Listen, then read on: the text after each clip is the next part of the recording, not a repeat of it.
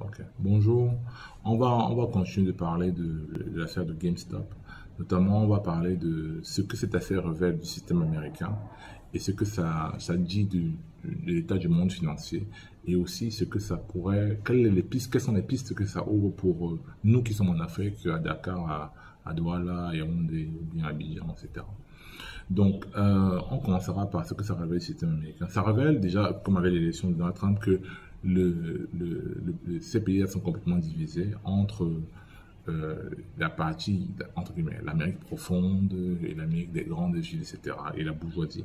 Et cette division-là, on peut la dater, même si on peut la dater à plus longtemps que ça, mais on peut quand même marquer un moment clé qui est la crise financière de 2008.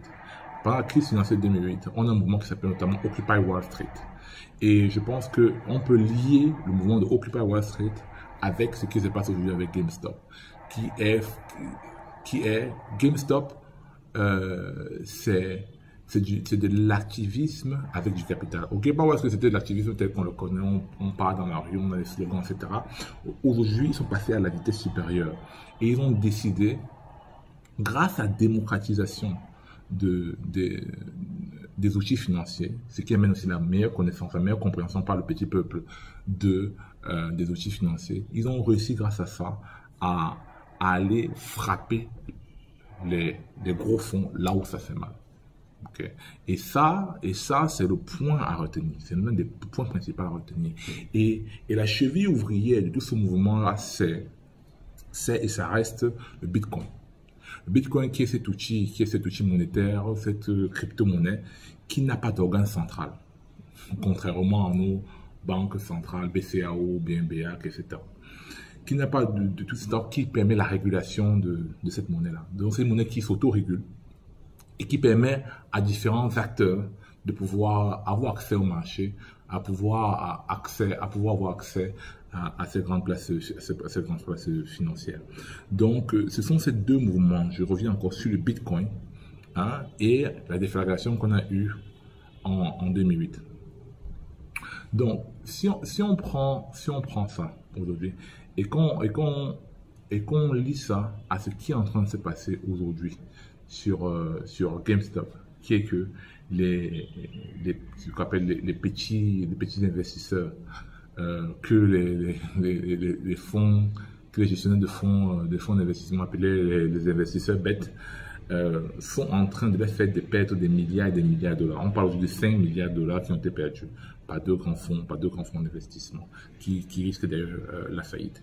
Et le mouvement continue d'avancer. Donc on se rend compte qu'on est quitté de l'activisme normal aujourd'hui à de l'activisme concret, hein, avec une connaissance physique de comment est-ce que le système, des rois du système, et une action par rapport à ça. Depuis, nous aussi, hein, notamment la zone francophone, il y a un problème qui est de plus en plus fort, qui est le problème de la monnaie. Beaucoup de gens parlent de la monnaie. Et au-delà de parler de la monnaie, la question de la régulation. Parce que le fond de la question de la monnaie, c'est aussi la question de la régulation. Pas pour dire qu'il ne faut pas de régulation, mais pour dire que il faut permettre aux gens, il faut permettre au peuple d'exprimer son génie, même dans les sociétés financières, et à travers ce génie-là, de permettre de libérer les énergies de plein de personnes, okay, notamment à travers des entreprises, des projets, etc., etc. Or, on se retrouve dans des pays où l'accès au marché financier est extrêmement compliqué, l'accès à la finance est extrêmement compliqué, est extrêmement corseté, et ceci empêche aussi la distribution du savoir financier. Parce que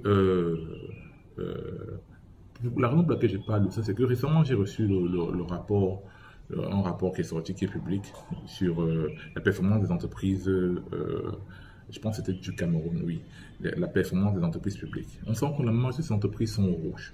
Pourquoi je parle de ça? Elles sont au rouge, c'est pas forcément qu'aucune entreprise d'État doit être au rouge, mais c'est la question de la régulation et la question de la compétition, et notamment l'accès à la finance. Parce que si les projets, hein, qui sont créés au jour le jour ont accès à la finance, ça fait que ça met de la pression aux entreprises d'État qui doivent aussi adopter des standards et des façons de faire, okay, qui vont permettre à ce que l'argent du contribuable soit bien utiliser. Parce que c'est vraiment de ça dont il est question. Donc, pour finir, ce que GameStop nous apprend, c'est que, le pouvoir du nombre, c'est la logique des grands nombres, le pouvoir du nombre, c'est-à-dire que quand les gens se mettent ensemble, c'est déjà très bien. Maintenant, quand les gens éduqués se mettent ensemble, c'est encore mieux. Ok, c'est encore mieux. Et quand les gens éduqués par rapport à la même chose et qui ont envie de faire bouger les choses positivement pour eux tous, se mettent encore ensemble, ça crée cette tornade, cette déferlante qu'on a vu ici. Et pour finir sur une pensée comme ça que je laisserai à vous, une piste de réflexion. Dans tous nos pays d'Afrique, on a le PMU. On a le PMU au Sénégal, PMU au Cameroun. Moi, je pense que c'était parti du Sénégal. Mais on est PMU dans beaucoup de pays francophones. Pourquoi est-ce que, au lieu de parier sur les chevaux, on ne parie pas sur les entreprises? Et avec une question, un truc comme le Bitcoin, aujourd'hui qui existe, si on a de plus en plus de gens qui se mettent sur le Bitcoin, qui comprennent ce que c'est, ok, qui prennent des Bitcoins partout, etc., il est facilement envisageable de dire qu'au lieu de parier avec une application, au lieu de parier sur les chevaux, on peut plutôt parier sur les entreprises, la performance des entreprises, avec un quote-part qui se reversé à ces différentes entreprises.